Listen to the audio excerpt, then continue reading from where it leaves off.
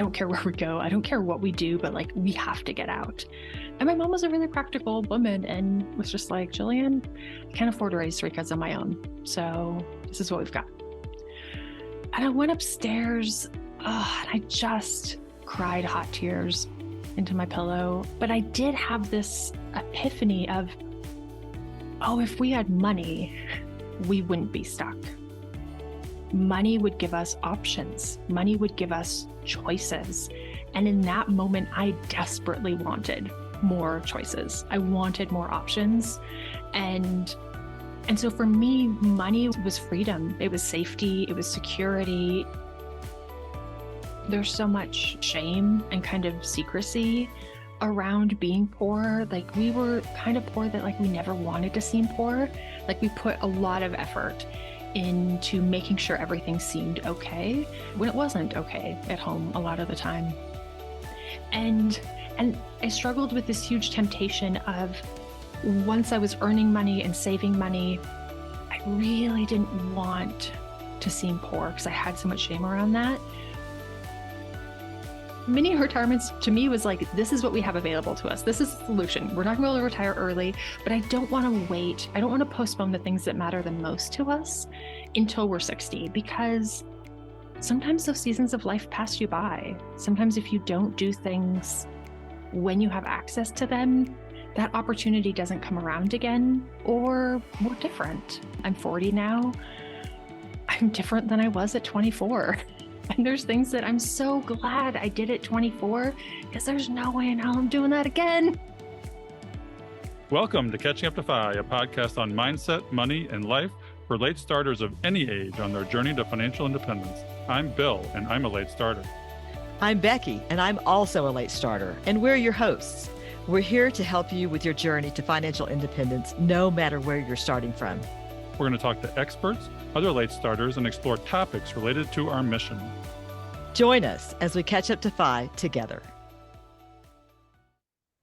Hello, and welcome back to Catching Up to FI. I'm Bill Yount with my co-host Becky Heptig, and we're very excited to be talking to Jillian Johnsrud today. So Becky, how are you doing today?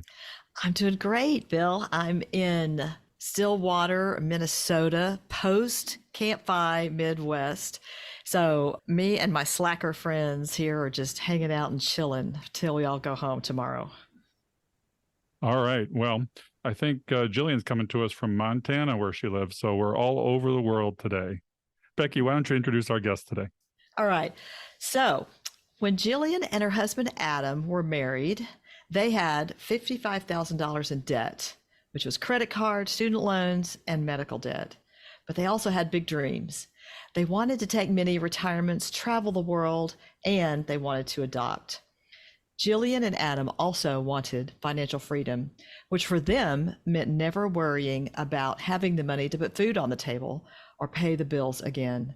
Jillian grew up poor and never, ever wanted to feel that way again.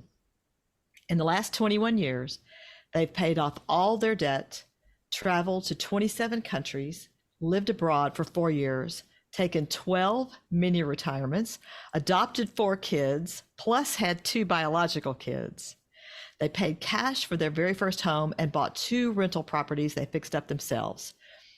They've served on boards of nonprofits, mentored kids from tough situations, and volunteered in all sorts of roles.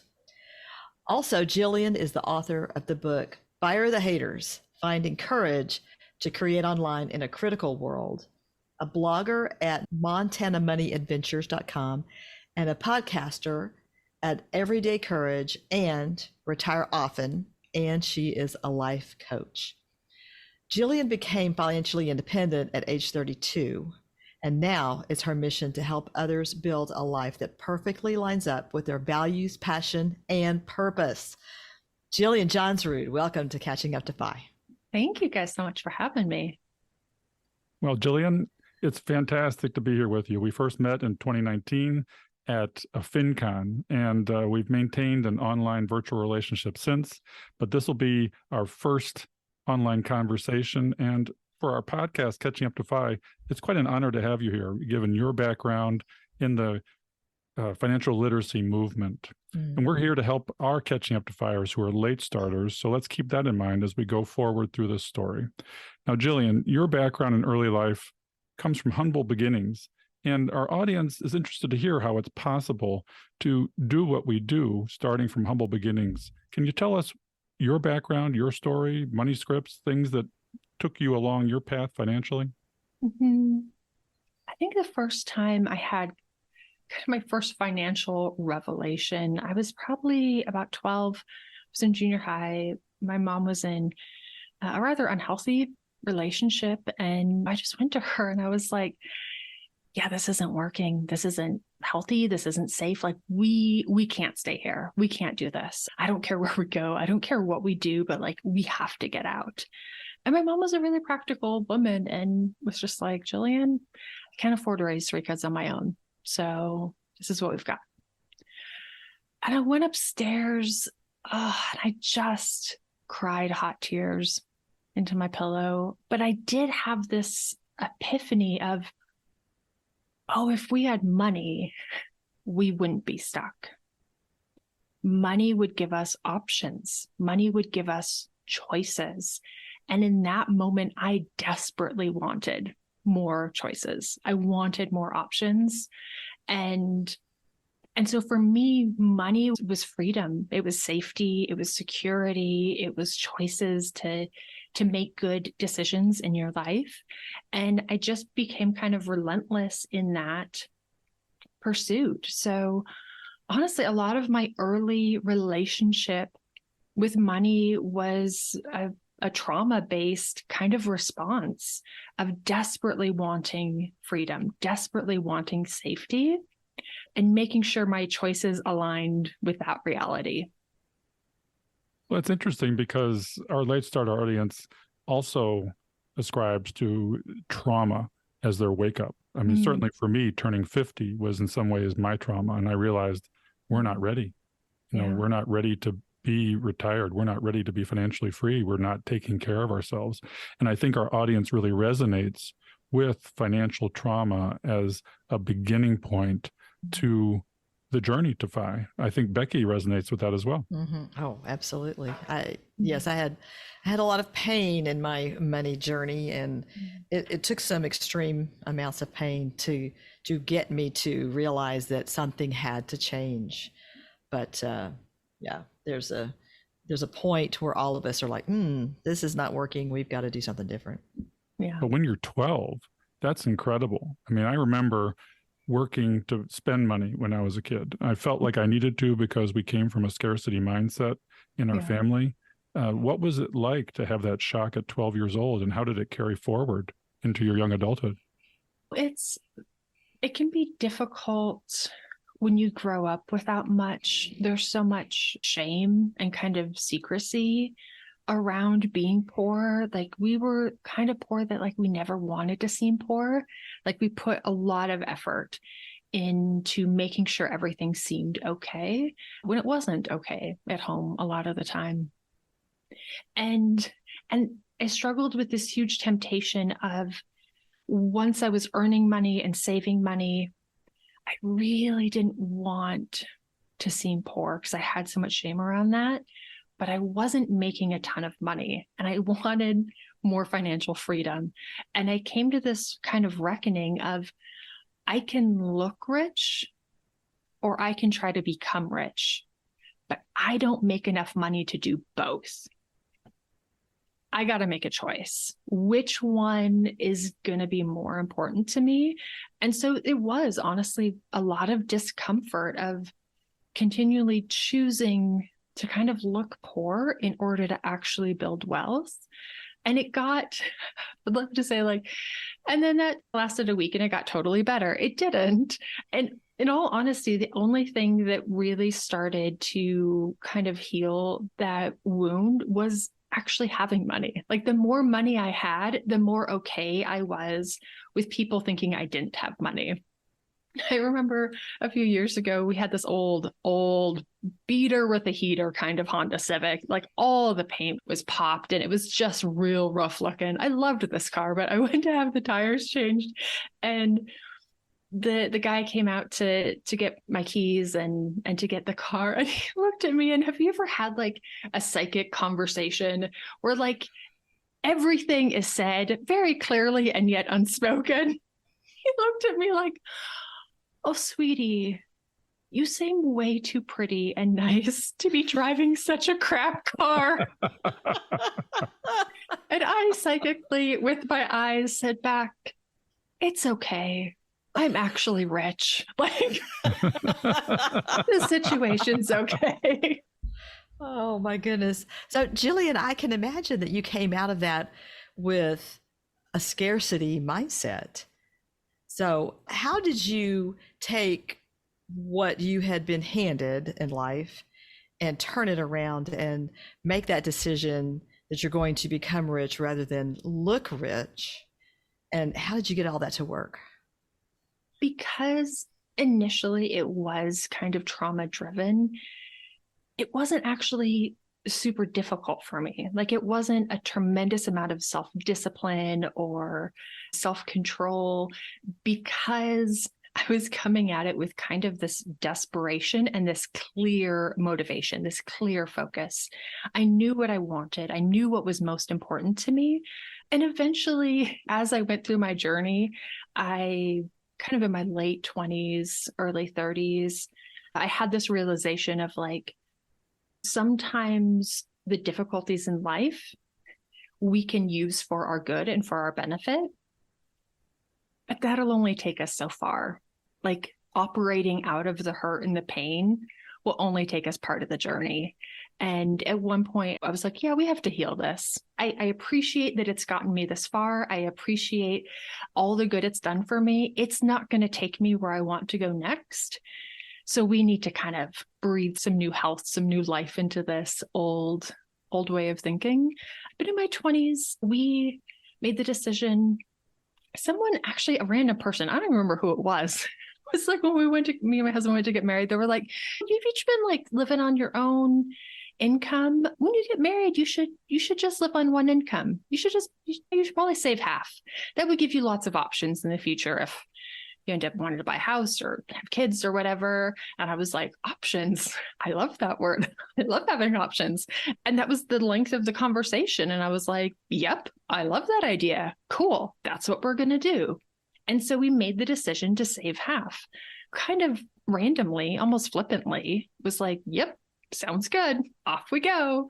And because of that one kind of parameter, it forced us to be really creative and to be really intentional about our choices. We couldn't mimic what everyone else was doing because we weren't in high earning careers. My husband joined the military. He was enlisted and hardly making any money. I worked at Starbucks. I was a barista. Like, it wasn't like we had all of this income that living on half was really simple. It wasn't simple. So it took, there again, making a lot of choices that other people didn't understand, people didn't appreciate. And while they were the right choices for us, a lot of people were like, yeah, cool for you, maybe, but not the choice I'm going to make. So it was kind of lonely. I can imagine that would be hard. And it's not like it goes away. It's not like you make that choice, you face somebody pushing back on it, and then it's done. That happens over and over, I would imagine, where you have people pushing back. But obviously you hung in there. So I'm just curious. So you and Adam made it to FI on modest incomes, because I think a lot of people in our audience really want to hear that. They want to know that it is possible. So was there anything in particular that you did other than just being frugal and being creative with the way you handled your money? You know, did you do anything special? I would say there were a number of things that were really helpful. Mm-hmm. Like everyone, like focusing on those big three, like what are our big three expenses: housing, transportation, and food. So I started this habit back in the day. I've adjusted it up for inflation a little bit, where I tried to just buy food that was $1 a pound or less. And so I kind of, instead of like doing coupons or this or stressing. I just said, what meals could I put together that are kind of healthy and that we like and that are easy, but primarily consist of these low cost ingredients? And it took a lot of trial and error. We tried to come up with a new one once a week or once a month, but slowly we had this repertoire of meals that were affordable. We ended up getting a housemate. And this was like, we were in professional jobs. We had one kid and then two kids at the time. And I remember telling like all of my friends, like, this is amazing. Like, this is going to help us save so much money. And they were like, yeah, pass. Hard pass, actually. That is of no interest to me. Like, we're adults now. We don't live with roommates. But I look at that one choice and it saved us about $25,000 over the course of time we did that. I invested that money when we moved over to Europe. And then when we came back, that was the money that we bought our first rental property with.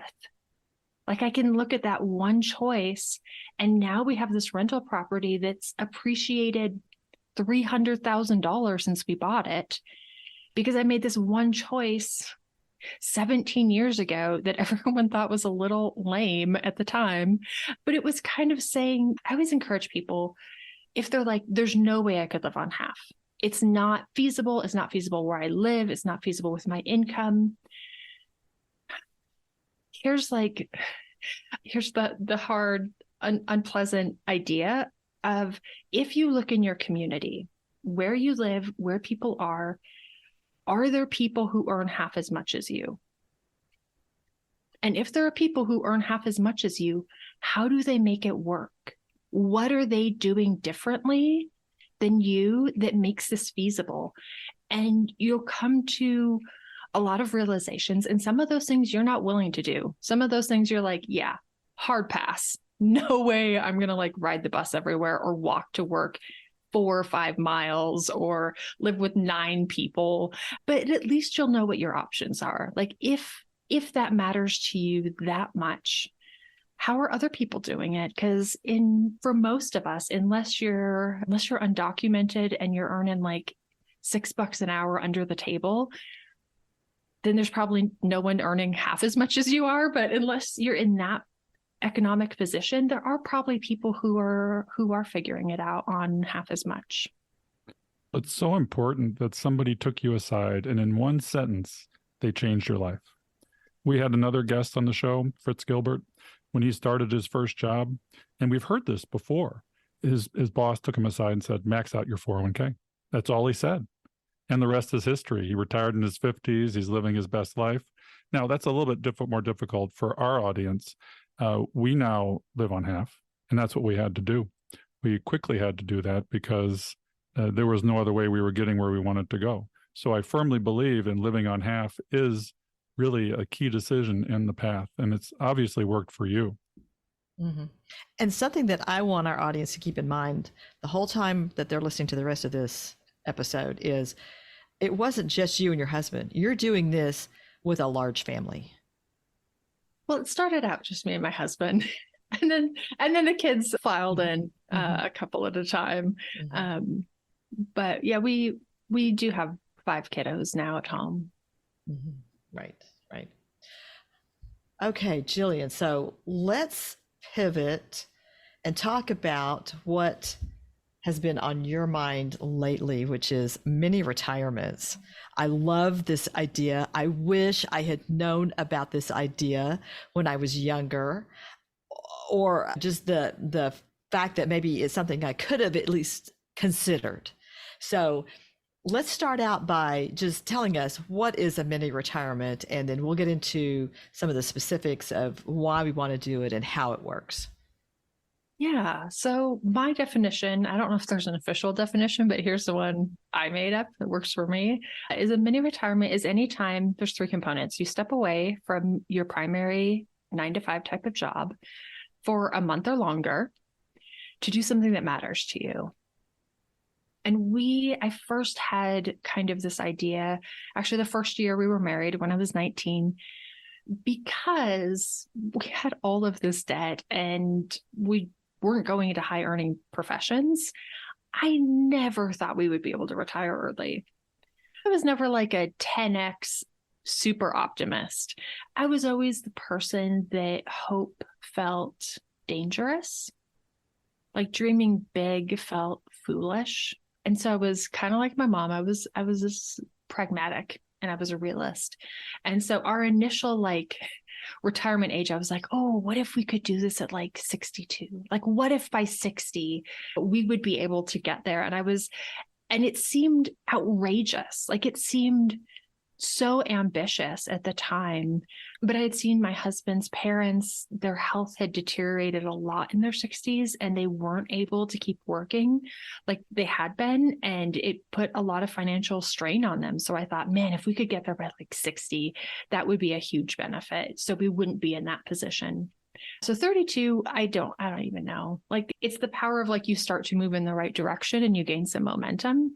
So mini retirements to me was like, this is what we have available to us. This is the solution. We're not going to be able to retire early, but I don't want to wait. I don't want to postpone the things that matter the most to us until we're 60, because sometimes those seasons of life pass you by. Sometimes if you don't do things when you have access to them, that opportunity doesn't come around again, or we're different. I'm 40 now. I'm different than I was at 24. And there's things that I'm so glad I did at 24, because there's no way in hell I'm doing that again. Like I loved that I do it and I'm never doing it again. Me, I do not sleep on the frozen ground anymore. That season of my life has passed me by.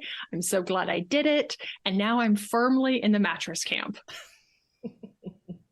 Seems like many retirements might be construed as a little bit of a YOLO lifestyle, though, where you only live once, so let's do it now. And it may delay your ultimate FIRE goal. How do these two conflict, and how do you bring these two together to look at a healthy approach to a path to FI? Yeah, it's difficult in especially a financial community because we're so used to like running numbers in kind of a linear fashion that the reality is when you take a career break, whether it's a month or 6 months or a year, or you can kind of predict the negative impacts that would have, it's really tough to predict the unknown positive impacts that will have because you just don't see them yet. And so you're adding all these unknown variables into the equation. And while it seems it should only be a detriment, in reality, it doesn't quite work out that way. It has unusual side effects. It doesn't have to be a detriment. Like one of our mini retirements, my husband took about 6-9 months off between the military and starting a civilian job. And we ended up buying our first house and our first rental property. I don't know if we ever would have bought that rental property if he had been working a 40-hour work week. Because we had to fully renovate both of them. It was a lot of work. It was kind of a stressful season. And if he would have also been working a job, we would have been like, this is too much, like pass. We can't take this on, especially after we did our primary house. So that 6 months, yeah, he would have made $12 an hour, $15 an hour. So maybe we lost out on $20,000. That's the house that has appreciated $300,000. In addition to being a very profitable rental. So it actually massively catapulted us ahead in the FI game, losing out on that income. And for some people, leaving, if you do it between jobs, that gives you an opportunity to get a massive pay bump on the other side. I've had people who've negotiated a mini retirement and negotiated a big raise while they were at it. Like, I want to leave and I want a lot more money. Like it shakes things up, and if you're kind of thoughtful and strategic, like you might actually come out ahead financially. For some people, that break is what allows them to pivot in their career and to find something else new entirely. Actually, we've had another guest on the show, Diana Miriam. I'm sure you're familiar with her. She did exactly that. She had a goal in life to walk the Camino in Spain, and she negotiated with her employer to exit the on-site employment, do her 60 days in Spain, and then relocate to another more cheaper urban metropolis for a cost of living, and get a pay bump at the same time. And she negotiated as a woman saying, well, it's less expensive for you to do it this way than it would be for maternity leave. So, Jillian, I'm curious, did you take any mini retirements while your husband was still in the military? Because I have a military son and I'm not seeing exactly how that would work. So when we first started, I always encourage people like to do what makes sense in that season of life. So the first 5 years of our financial journey, while we were like paying off debt and saving an emergency fund and starting to invest, like all of our entertainment were things that were free or very cheap. And we really leaned into that. Now we're in a very different season and we're like buying season passes to everywhere. Like everywhere we go, we probably have on any given day, we have 8 different season passes for things, much more expensive. And so those first mini retirements, you do what you can. And it's often much easier in the beginning to have one, if you're married, to have one spouse stay working and the other for healthcare and for all of lots of different benefits. You don't go to zero income. You can do shorter ones. So my husband, for the 9 years he was in the military, didn't take any substantial time off. Like he would take maybe a month off and we would go do something. And then he started to take more time off afterwards. So I did our first one together was actually when we became financially independent. The first time we took a significant chunk of time off together. So to start off, we did shorter ones. We did cheaper ones. One of them was actually after I had a miscarriage. I was a mess. Oh my gosh. Some people, it's like a little blip and they're fine. For me, it was like a lifetime of suppressed emotion was like, and now it's time for all of this to come out. And so my employer very graciously, I think they were a little overwhelmed by how much of a mess I was. They were like, yes, take a month. We'll pay you, just leave and figure this out and come back better. Like, we don't know how to fix this. Like, please go and try to fix it. And my best friend and I, in that same beater with the heater Honda Civic, it was much younger then, drove coast to coast in a month. We drove from DC to Seattle and back, and we stayed with friends and we stayed on couches and we slept in a tent. We slept on the frozen ground in national parks and state parks. And it was amazing. It was such a healing, helpful, kind of grounding thing. But I paid for the whole thing myself. And I think it was like, we paid like $1,800. Like it was so cheap. And it was the perfect thing for that season of life. So after you did your first mini retirement, I'm assuming that you wanted more after that this wasn't a one and done. No. The reason my new website and podcast is called Retire Often is not because we should do this once, but once you feel the benefits of this, once you realize how much good actually occurs during this and how much individuals change. Having this time away to kind of refocus and recenter and learn about yourself and grow, you come out different. And your trajectory shifts because you're not the same person that you were when you started. So it continues to unfold, that growth and that transformation. And you end up in a different spot in life. And so there's so many benefits of doing this over and over and over and over. And when you're intentional, if you think about a month, a lot of us will end up with a month at some point between jobs, between school and work. We get laid off, our parents get sick and we have to take time off. We have these little opportunities in life where we end up with a month or more. So I always encourage people, I call it a mini retirement go bag, kind of like the NCIS where they have a little duffel bag with like their clothes and their toiletries and a passport and some cash. And like, if something arises, they can just take that bag and go. We can pack mini retirement go bags where we have a little bit of money set aside. We have a plan. We have an intention. So when life hands you an opportunity that's unexpected, you're not just logistically ready, but you're more emotionally ready. One of my mini retirements was when I was like sort of laid off. And it's no fun to even be sort of laid off. And I would have, if I hadn't had that plan and that intention, I probably just would have moped around the house and like watched daytime TV and eaten popcorn and like felt really sorry for myself while like looking at like jobs online. But instead, I was like, okay, well, one of the questions I ask myself whenever we go through something difficult is, what does this make possible? Okay, what's more possible now than it was before? And having this month off, me and our adopted son, our oldest adopted son, and my husband bought airline tickets and we flew out to Montana and we explored Glacier. And it was an amazing trip that I wouldn't have taken if I hadn't had that intention. So let's go through the mechanics of this. You get this surprise time, you have your go bag, and maybe you have some intentional time, maybe there's transitional time. How do you prepare for it? And what are the financial mechanics of actually taking one? So I think the biggest preparation is kind of like this life planning type of work.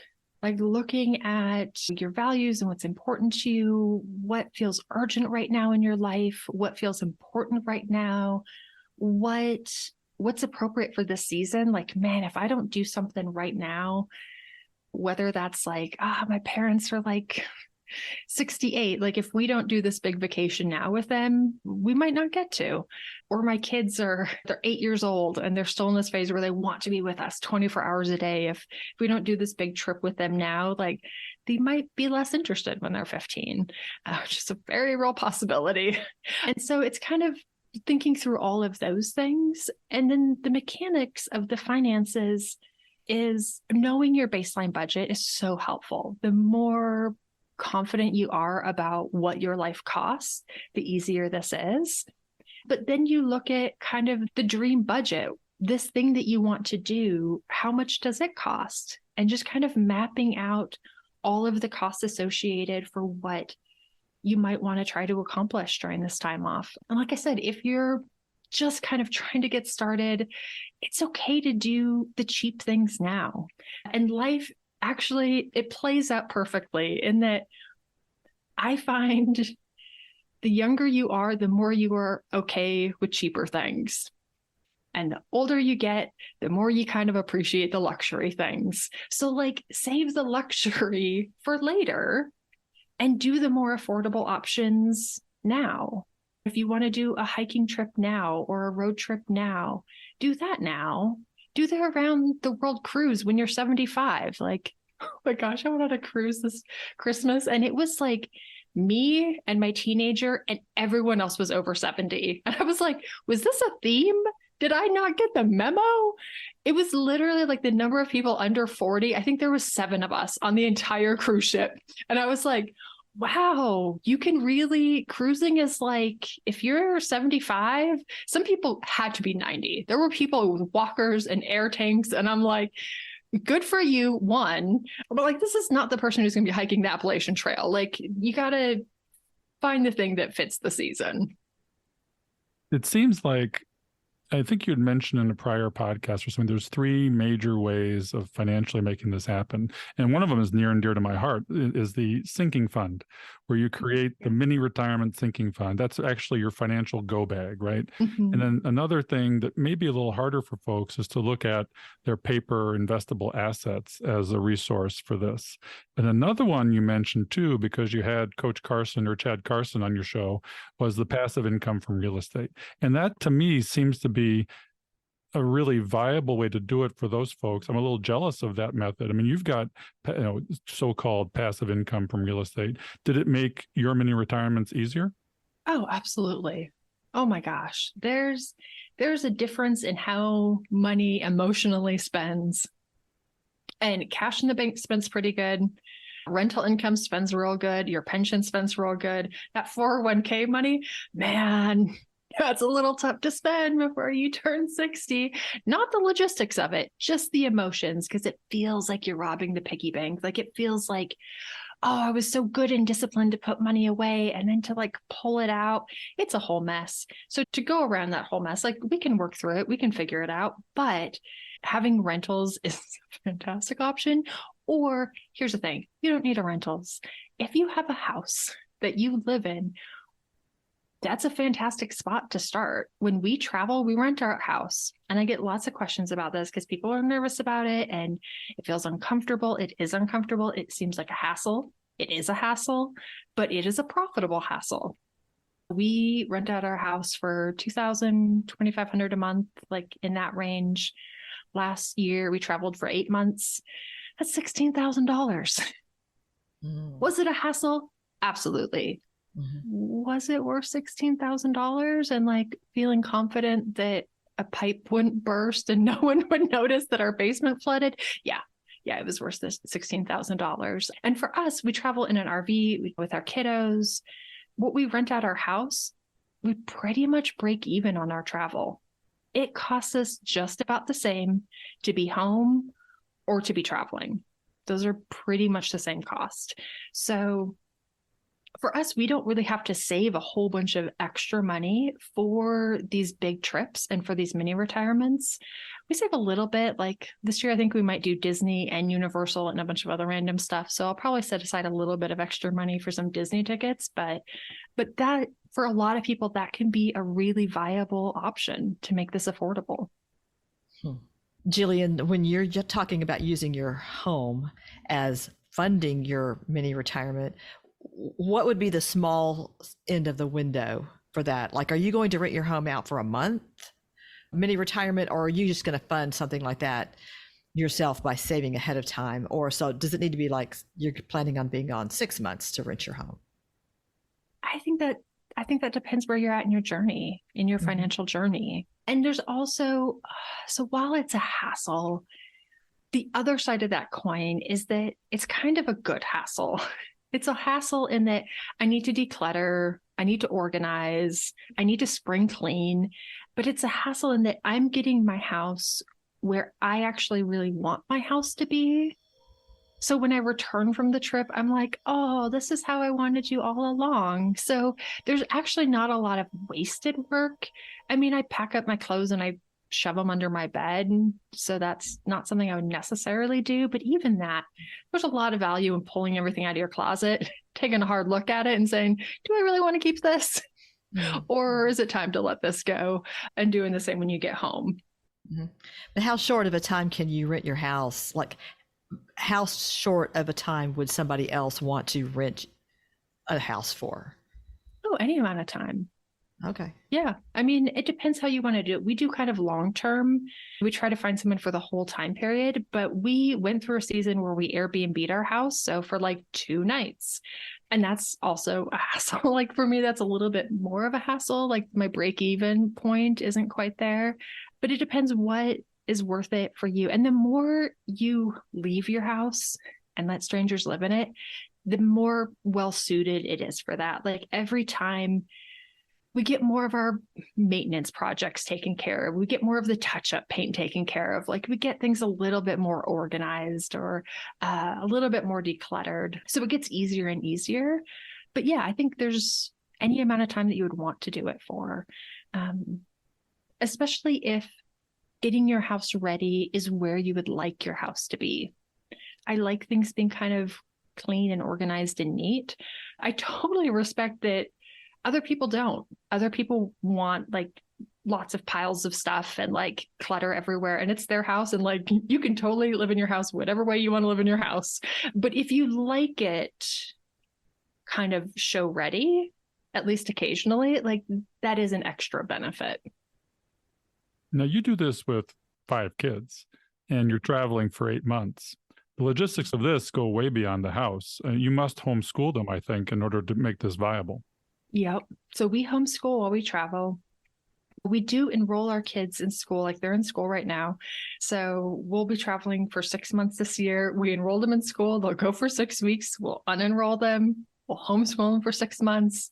We'll get back in April. We'll probably re-enroll them for the last 10 weeks of school. And then we homeschool over the summer just to like keep everyone right where they should be and make sure they don't kind of fall off the learning bandwagon. But yeah, we do a mix of public school and homeschool. So in some ways, a mini retirement sounds like an extended vacation. What do you say to those folks that just say, this is just a long trip? It can be. if you want it to be a long vacation. I really enjoy traveling, so some of ours are traveling. But like I said, we've used them to buy and renovate houses. We did that twice, which kind of helped move us forward. Last summer, I took a year off. We did do a trip, but then I spent 4 or 5 months building out my backyard. And if you would have looked at my budget and my schedule, you would have been like, she is a landscaper. And it was hard manual labor. I mean, we planted 30 trees, like 75 bushes. We built a flagstone patio, a pergola, like all the things. But it was what I needed in that season. Like it was something that you can, oftentimes we have like these dreams or these goals or these ambitions that, while they're important to us, they don't actually fit very well in the evenings and weekends as much as we would like them to. And so if you want time to explore one of those things, whether it's you want to go on tour with a band, you want to write a book, you want to build a food forest in your backyard, a mini retirement can help you create that space, that time, and that emotional, mental bandwidth to do those things. Jillian, how does someone keep from making this plan and then it turns out that what they've done is they've sat on the couch eating Cheetos and watching Netflix? Yeah. So the time will go by really fast. And it's important to create kind of check-in points to regroup, because it can get away from you and you can get off track. And I coach a lot of people through this process. And so I'm kind of their check-in point, but you could have a friend or a family member or someone you meet in a Facebook group that could be like, can we check in every couple of weeks? Like, here's my plan. Here's my intentions. Here's how I want to be spending my time. Am I on track? And you might have to regroup. You might have to pivot. But there's also a thing in that if you're really burned out, and especially in America, so many people are burned out, having realistic expectations of what your body wants and needs. And it's very possible that you think, oh, I want to like learn French and I want to prepare for a marathon during my mini retirement. And rest is a little bit like food. If I'm in Montana, if you get stuck in the backwoods for a week and you don't have food, you're hungry, but that feeling of hunger kind of goes away, even though your body is very, very hungry. But once you have access to food, you feel extremely hungry and your body wants lots of food, and it's going to make up for lost time. Rest and sleep and rejuvenation are kind of the same. You can convince your body, we're going to push through this. And yeah, it sucks and it's hard, but like keep your head down and keep going. And it'll like keep pumping cortisol and adrenaline, and it'll do what it needs to do to push you through a hard season. But once it's like, oh, now we get to sleep. Now we get a rest. Yeah, we're going to do lots of that. And people feel this kind of chemical hormonal drop. And all of a sudden they're like in kind of the zombie state. They're taking naps, they're sleeping a ton, they have no motivation. Their body's just like, and now it's time to rest. And so giving yourself grace, if like that's what you need, if that's what this is going to be, there again, we retire often. You're not doing this once. You don't have to fit an entire lifetime of goals and dreams and values into one little mini retirement. Pick a theme for each one. This one maybe is the recover from burnout theme. Next one is prepare for a marathon and learn French. The one after that will travel. Well, you mentioned burnout, and that's something I think the majority of our population struggles with. And we like to use FI to battle burnout because we want to get to the end of something so we can stop the thing that's burning us out. And mental health journeys in and out of the financial independence community are important. You've had your own mental health journey, and how has that been impacted by the mini retirements? Yeah, it significantly impacted my mini retirements, but also my FI journey. So, like I said, when I was 19, I wanted to have more financial freedom. I never had any expectation of like retiring truly early or being FI truly early. It didn't seem realistic or reasonable. But when I was about 27-ish, I had a mental breakdown and I spent a month in kind of an inpatient facility. And while I was there, I was diagnosed bipolar. And then I had the second realization of, oh, I might not be completely cut out for this whole 40-hour a week, 50 weeks a year, years and years on end kind of thing. Like, that might not be the best fit for me. And also, it just might not be in the cards. So that really motivated me to like actually pursue financial independence. Because there again, I wanted the option. If I didn't feel I was able to do something, I wanted to be able to say, no, thank you. I would like not to do that thing. And now it's really fantastic. I feel like it's just the way life should be. I'm able to adjust my work and my rest and my travel with what I actually need right now. If I'm tired, I get to rest.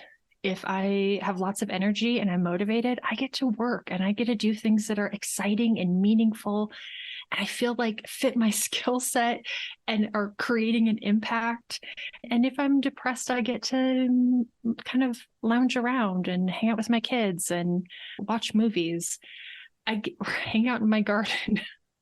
I get to show up in the best way I can show up, no matter where I'm at with my mental health. And for me, with my bipolar, I also get seasonal depression. And man, for me, I think this is true for a number of people with bipolar, but for me, the lower the low, the higher the high. It's like a pendulum. And when I swing real hard one way, I swing real hard the other way, and then I swing real hard the way back. So the more I can moderate that high and low, if I can keep it, I think about it like waves. If I can keep it like a real light wave, things are good. When it gets to be like 15, 20-foot waves, my life is a chaotic mess. And so for me, we travel in the winter because that massive, deep seasonal depression, then once I come out of it, I go way up on the other 15-foot wave. So it's really important for my mental health that we try to balance that out as much as we can. It seems like going on a mini retirement might be a little bit like jumping out of a plane, though. To me, it's scary to have technically unstructured time, and it would be truly beneficial to have somebody like yourself guide people like me that are scared through it. I can see how it would be a huge benefit, a great medicine for the soul, if you say, for your mental health. You can take pills or you can take a mini retirement, right? Yeah. Ideally, you can take both. I need all the things. I don't need one or two things. People are like, what do you do? What do you do for your mental health? I do all the things for my mental health. That's what I do.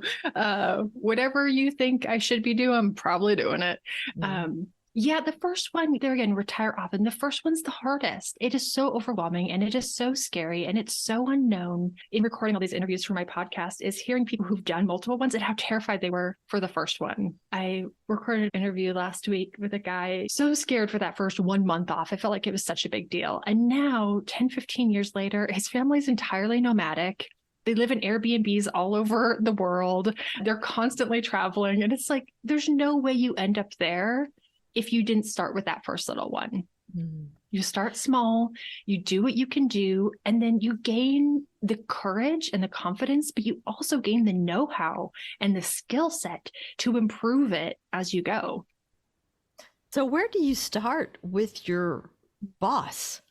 I mean, because I can see where it would be scary, and most people probably are like, well, this is a great idea, but I can't do it. I can't get a month off. I can't, for sure, couldn't get 6 months off. How in the world do you plan and arrange this with your job? It seems like everybody thinks they're essential workers, but what we realize is we're not necessarily as essential as we think we are, right? Here's the great thing, and it's counterintuitive, but I'll use an example. I was talking at an event and talking about mini retirements, and someone raised his hand and was like, listen, there's no way I can take a mini retirement. There's no way I can get a month off. I'm a CFO of this corporation. My job is very important. And I was like, fantastic. So if you were to quit, how long would it take for them to replace you? And he was like, oh God, it would take 6 months. I mean, it's a long process to hire my position. I was like, yeah, of course. How long would it take for them to train and kind of get that person up to speed on what you do? It's like, yeah, 6 months, a year before like you're really performing where you need to be. It's like, perfect. So if the choice is they can give you a month off or they can suffer for the next 12 months trying to replace you, what's easier and cheaper for them to do? If you have to choose, so much easier just to give you a month off, so much less hassle to them, so much less risk to them because a new hire is an unknown. And so I think it's when people are like, it's impossible, I'm irreplaceable, there's no one that can do what I can do. I think about two questions. Like, one, what would happen if you left? There's something, they have to do something. What would they do? What would be their next steps? Or what happens if you have a stroke unexpectedly, as they happen, and you're out for a month? How do they figure that out? Because they have to figure it out somehow. And we kind of start from there, like, what would be those steps? And then the work is really on you to come up with the plan, the logistics that make it easier and cheaper for them to give you this time off than for you to leave. Or you leave and it's not the end of the world and you find a new job. I was interviewing someone that had kind of also actually in medicine, a doctor, and it's tough when you have like, you finally find like that dream gig, you find that job that's so good and it finally hits all the check marks and isn't making your life awful because you think, well, I'll never find this again. Like, this is my one chance at a good job. No, it's not. There's other good jobs. This idea of like a once in a lifetime opportunity, this was a once in a lifetime opportunity. I'm never going to get something as good as this. It's probably not true.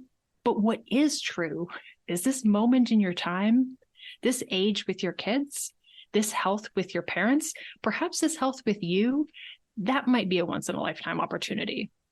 If your kids are 12, guess what? They're never going to be 12 again. And if you don't do it now, you might miss your window. I have 5 kids. I've raised 6 kids altogether. I've got 5 of them at home. You just don't know. You don't know. As much as you want to think I can perfectly sculpt children to be exactly who I want them to be, they're all just themselves at the end of the day. And I had this moment when we took a 10-week trip in a pop-up camper through 10 national parks with my kiddos about 4 or 5 years ago. And we were in Yosemite. And I had this thought of, oh, this season is coming to a close. What we have right now, my kids were like 4 to 11, I think at the time. I can't do this in 15 years. In 15 years, there's no way I'm convincing my 5 kids to get in a pop-up camper and go to 10 national parks with me when they're like late teens, early 20s. Like, we do this now, or I say, you know what? I'm willing to never do this because that's the reality of the choice I'm making.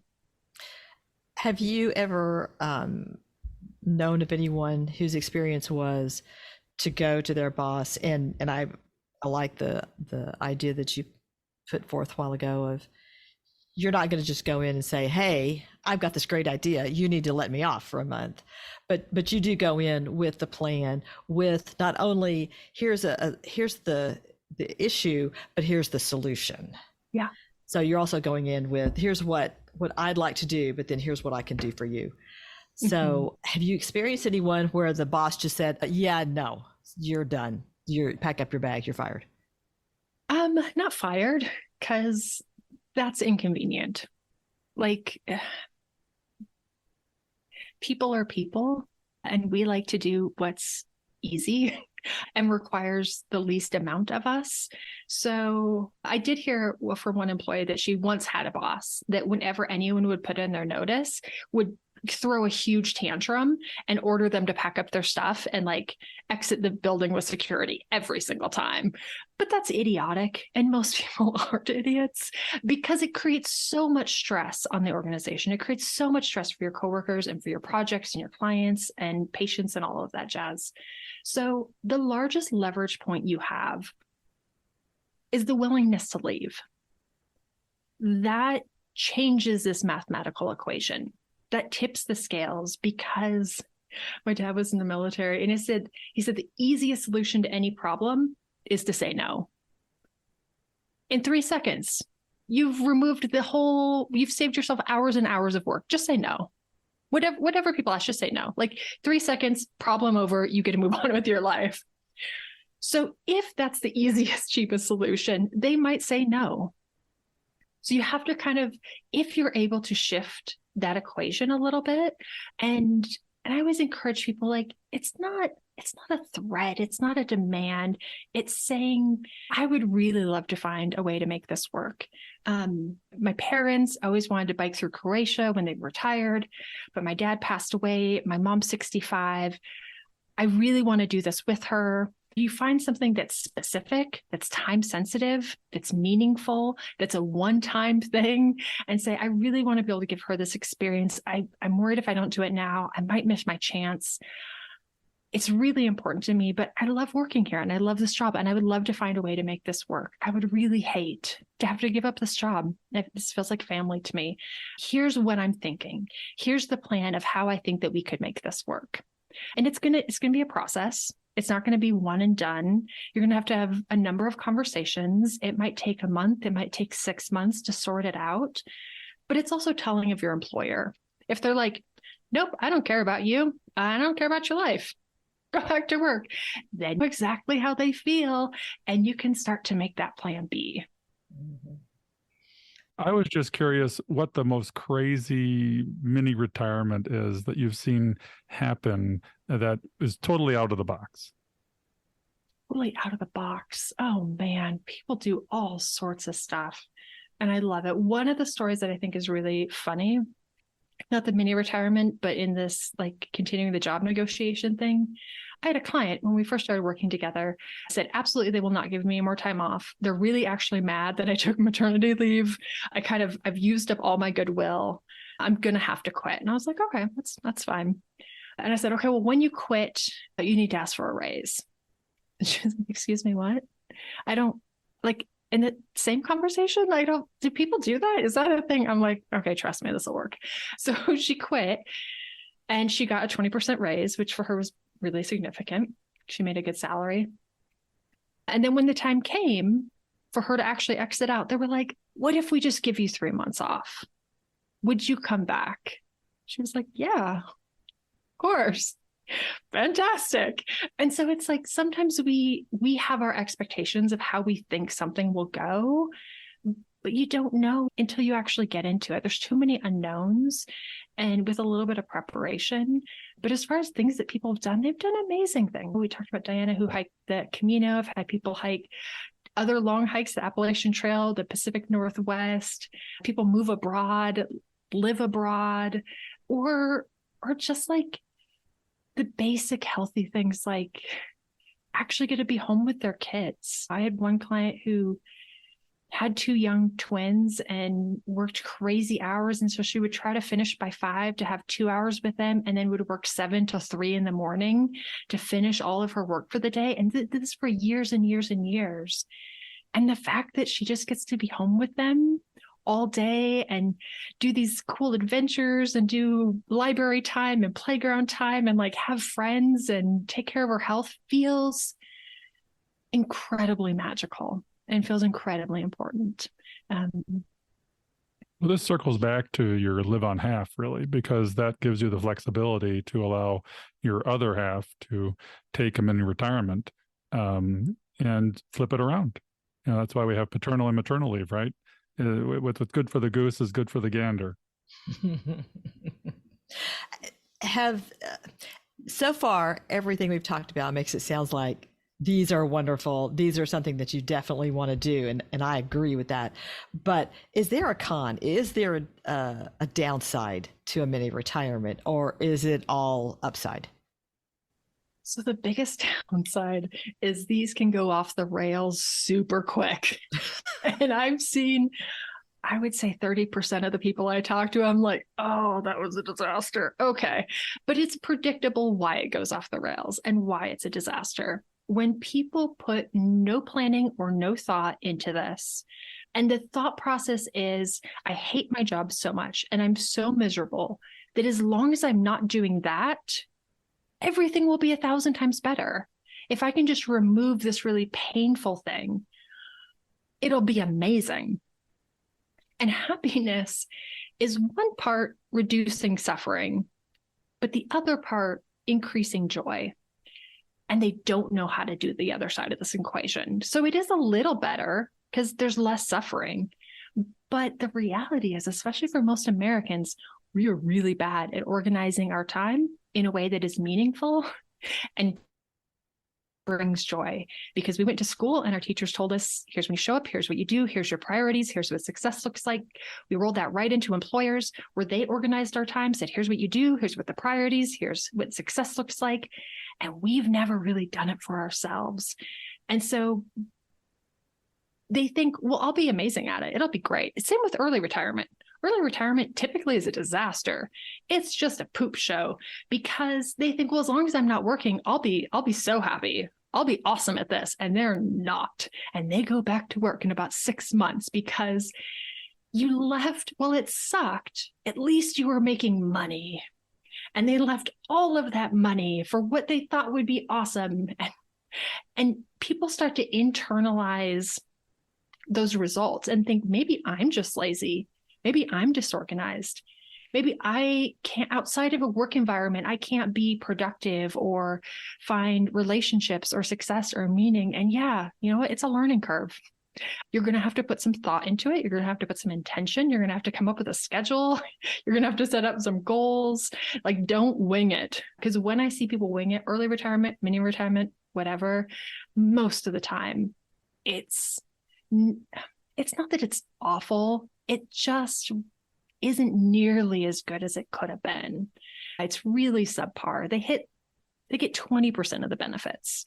But the great thing is, go back to work, especially with a mini retirement, you go back to work and you try again next time. And hopefully next time you've learned a little bit, you've figured some things out about yourself, and you can make a better plan for the next one. Because for all of us, unless we die mid-career, we're going to have to figure it out. There will come a day where we need to navigate this life without a job in a way that creates meaning and joy and happiness. So you might as well practice in like a small dose before you're staring down the barrel the next 30 years of your life and you're like, I have no idea how to do this. You know, we talked to Fritz Gilbert in episode 19 about what he calls, and a lot of us in the FI community call, the soft sides of retirement. There's a lot more to retirement, and especially if you are working till a more traditional retirement age and you turn work off totally. So you've got this abrupt stop in your life and a complete change in what you're doing. And we talked with Fritz about the soft sides of retirement, and there's so much more involved than the money. You need to figure out if the money's going to work, but there are a lot of other things that you need to think about ahead of time. And Stephen and I didn't really do that. We had gone from the idea of he'll never retire to, oh, wow, I think we really can retire. And so we turned that switch off as early as we thought we could and hadn't really prepared for that. And so, yes, we experienced what you were talking about. He retired with so much stress that he spent the first year sitting on the couch reading all of his Clancy books. Yeah. And I had been looking forward to this retirement time, and we got to it and I'm like, this is it? This is what this is going to look like? And it was really rough on us because I didn't realize the decompression he needed to experience. Mm-hmm. And took us a while to work our way through that. So yes, I love this. This mini retirements lets you test drive the actual retirement in the future. Yeah, it's exercising a muscle. And we also talked to Jordan Grummett about something similar in that reverse engineering your life for purpose, identity, and connection. And it doesn't just have to happen pre-retirement. You've got to manage that throughout retirement because that's where joy comes from, really, right? Yeah. Yeah. And it takes practice. Most of us we haven't practiced this before. We don't have this skill set. And if you take a mini retirement or retire early, and by early, I mean any time before 62, no one else was going through this. The benefit of retiring at 65 or 67 is all of your peers are in the same boat and they're struggling, but at least you're struggling together. At least you have people to go out with at coffee at the grocery store at 7 a.m. and be like, man, the wife and I are driving each other crazy. Like, we are not used to spending this much time together. And you have people who will commiserate with you about this. If you're 45 or 50 and you go to your friends, you're like, man, I've got all this free time and I don't even know what to do with myself. And now I'm spending all this time with my kids and that's weird. And I'm kind of arguing with my wife because now we have all of this time together. They're like, oh yeah, please tell me how bad this is that you're taking a year off of work. I would love to hear about the challenges of having so much free time. Like, no one's going to have any sympathy. And so it's helpful to have a little bit of practice and figure it out before you get to a 30-year stretch. Yeah. If you're Becky, you go to every campfire in the world. You go to every trip to Bali, cruise to Croatia. I can't keep up with her. Oh, you race cars. Forgot about that. And then you work on managing 6 grandkids. So to me, it sounds like she's busier than ever and has a lot of purpose, identity, and connection in retirement. And I can only hope for the same. We'll all get there. We'll all get there. This is what I've had fun with my slackers. We've been sitting around the couch talking about all the fun things we're going to do. Well, Jillian, it's been an absolute pleasure talking to you today about life, mindset, money, mini retirements, and just taking better care of yourself overall. Tell us a little bit about where people can reach you so they can find out about how to do this themselves. Yeah, I'm online on social media. I'm Jillian Johnsrud on like Instagram and Twitter and all that. And then Retire Often is the podcast and the website. So easy peasy. And on Retire Often /intentional, I have a free 10-day course that has like a little video each day, and it'll kind of help give you some prompts for figuring out like what maybe is important and urgent, and how you can start practicing these things now so you are more prepared for retirement or a mini retirement. Oh, I love that. I'll have to check that out for sure. And then you also have a book coming. Is that correct? Oh man, it's a long ways out. Yeah, the book will also be called Retire Often, but the book process is not a speedy one. So I would hold your breath just yet on that. Are there any final tips, tricks, or hacks you might have for our late starter audience, specifically with regards to catching up to 5, but not catching up so fast that you don't enjoy the ride? Yeah. So one of the things that's a little counterintuitive in like the financial independence movement, but especially if you're starting late, is putting in the time and effort to find something that's sustainable, to find something that you would want to do long term, in that the hours and the type of work and the stress, it doesn't feel heavy, that it feels light. And I kind of compare it to like backpacking. There's some people that like pack their pack so full that they're like, okay, maybe I can do this for 8 miles. Like maybe I can survive under the weight of this. And then there's other people that pack their bags so light that they're like, I could do this indefinitely. Like there doesn't need to be a stopping point to this hike because it feels so easy and relaxing. And it takes a little work and a little trial and error to get there. But if you're starting late, you might be working later.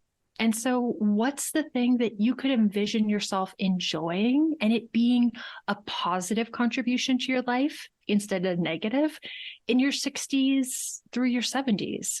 And I work with a lot of clients that are high earning.